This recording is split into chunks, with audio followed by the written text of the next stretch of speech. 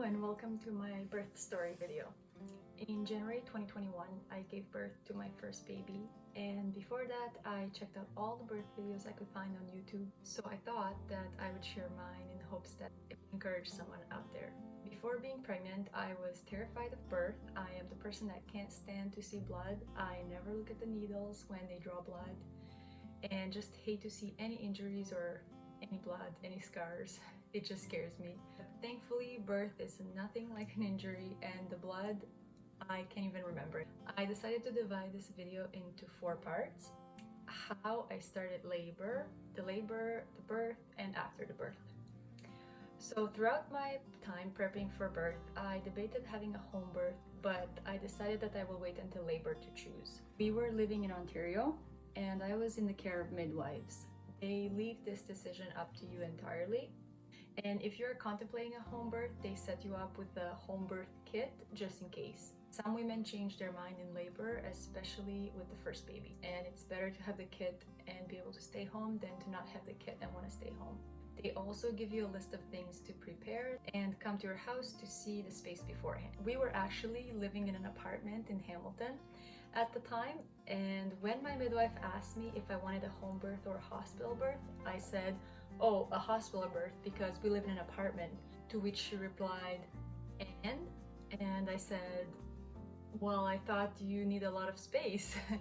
And it turns out that you don't. She said, "Just let your neighbors know ahead of time." I chose a home birth because I had a low-risk pregnancy, did not want medical intervention or medication, and I wanted to be in my home and have intimacy and just be in a familiar place.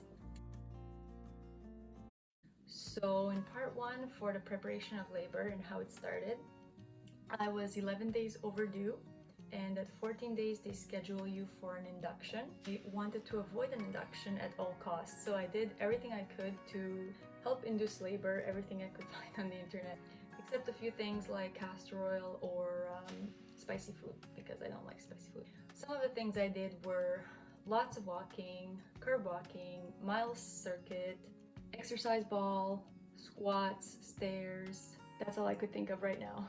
For 2 days before starting labor, I barely sat down. I kept as active as possible because in my head, if I sat down, it gave the baby a break. I would only lay down if I absolutely needed to, and if I wanted to sit down to take a break, I would sit down on the exercise ball and just keep bouncing or just sit on it. I even ate on the exercise ball. I'm convinced that all these things together helped me start labor. So part 2, the labor. I was starting to get a bit anxious because I wasn't seeing results after 2 days of non-stop work, and I remember on that second day around 5 p.m. being exhausted. I lay down and I just fell asleep. Looking back, I know that that was from God because little did I know that later that evening I would start labor. At 10:30, we were watching a show. I was done trying to induce labor for the day, and I started feeling something that I never felt before. I never had Braxton Hicks contractions, but I knew that this could be the real deal. So I jumped up with excitement and I told my husband, "This is it, he's coming. I just know it that he's coming. This is the real deal." When I called my midwife, she said it could be labor or early stages of labor and to just relax and keep doing what I'm doing. Contractions felt like pressure pain under my belly. Everyone says you'll know when you're in labor, and that was totally the case for me. I just knew I was in labor. This might just be me, but every time I had a contraction, I felt like going to the bathroom and sitting on the toilet, and I would sometimes hop in the shower too after. At 11:15, my water broke, and that was after a contraction, so I was already on the toilet and there was no mess to clean up from that. Again, my water breaking was another one of those moments where you just know that it's your water breaking. From then on, I kept having contractions every 5, 4, 3 minutes apart, and my midwife arrived at midnight. She brought a ton of stuff. I thought she was going to use the home birth kit and a few other things. The home birth kit was already big, so I thought there's already everything you need in there, but she brought so much equipment. So basically enough equipment that you would find in a level 1 hospital. So everything you need to give birth. I remember labor very vividly. I never had more than 6 or 7 minutes break between contractions, so it felt like I barely had time to relax. Because they were so close together, they were really strong, each and every one of them. This is how labor went. A contraction would come, I would walk to the bathroom, sit down on the toilet until it was gone, got up and went to the living room where I was pacing and kept walking.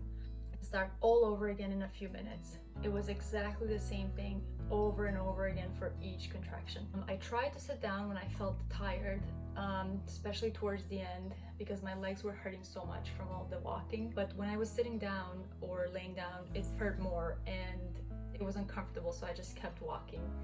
I think maybe that's what made my labor short, I'm not sure. I declined checks to see how dilated I was because I didn't want to sit. Remember the midwife checking the baby's heart rate, and I could barely sit still. I remember not wanting any help from my husband or midwife. I didn't want to be touched or held because I had to keep moving.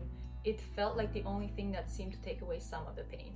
I remember the midwife taking a long time to set up, probably until around 2 a.m. And afterwards, her and my husband were just sitting down waiting on the couch, and I remember feeling so bad for keeping them up that late. My midwife was incredible throughout the labor. She was a quiet observer and only interacted with me with baby's heart rate or when I would have a question. I remember asking her, Do you know how much longer? I do not know how much longer. Don't think about time. Just think about getting through this one and then taking a break. Okay.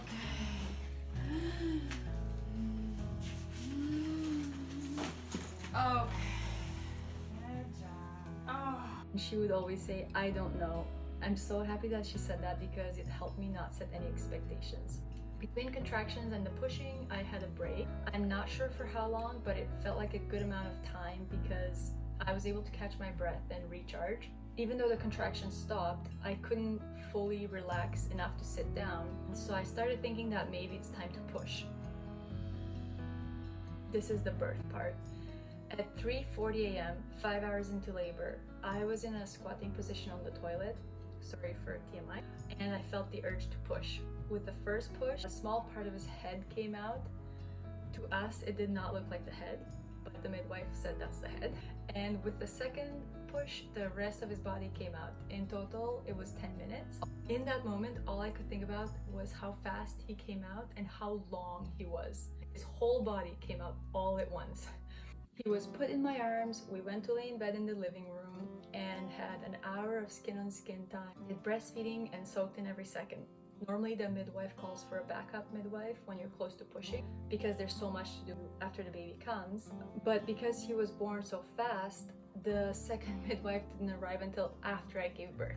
20 minutes later, the placenta came out, and I remember the midwife showing me the placenta and explaining to me what everything was. She showed me some white lines on it and said that those were veins that were calcified because I was overdue.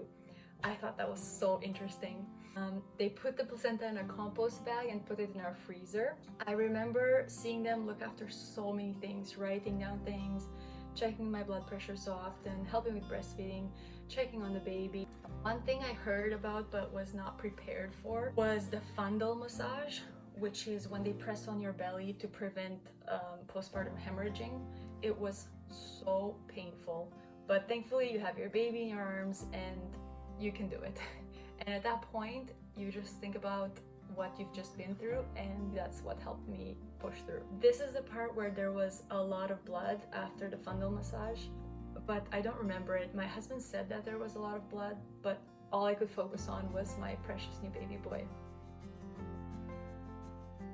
After birth, so during that 1 hour, I remember having so many emotions. I felt ecstatic, and the hormonal cocktail made me have shakes and shivers. I was cold, I was warm, I was shaking, I was happy, I was smiling, I was laughing. It was a lot all at once. It felt really surreal, like something that you hear about and you can't fully comprehend until it happens. While checking for tears, the midwife said I have a small tear. They were getting ready to stitch it, but the midwives only repair certain tears, and she said that the one that I have would require a hospital visit. So after that 1 hour of having the skin on skin, having the baby weighed, measured, I took a shower, I got dressed, we got the baby dressed, and we all headed to the hospital. I was lucky to live 5 minutes away from the McMaster Hospital in Hamilton, and my midwife met us there. She was with me the entire time. She was still my primary healthcare provider and looked after everything at the hospital. I didn't have to do anything. I just went into the room and she did everything for me. It took an hour for the whole process at the hospital, and my baby and my husband were by my side the entire time. I remember talking to my midwife during the hospital visit and just solidifying what had happened, and her being so encouraging and telling me I did amazing. And that meant so much to me. I remember telling her how I liked it so much and how I can't wait to have another one. So that's it for my birth story. I feel incredibly blessed to have had this experience. I have a huge amount of respect for midwives and their work. I'm a big advocate for midwives, and I wish that everyone would have the option to experience the care of a midwife. I believe that midwives are the original design for birth, just women helping women give birth in their home. I realize that hospital birth is necessary as well. I'm thankful to have been able to have the help of doctors at the hospital for stitching. And lastly, I want to give a big shout out to Beth and Sarah at Access Midwives in Hamilton. They were seriously angels sent from above, and I owe them so much credit for my beautiful home birth. Totally recommend them if you're in Hamilton, Ontario area. And this is my birth story. I hope it encourages someone. Thank you for watching, and I'll see you next time.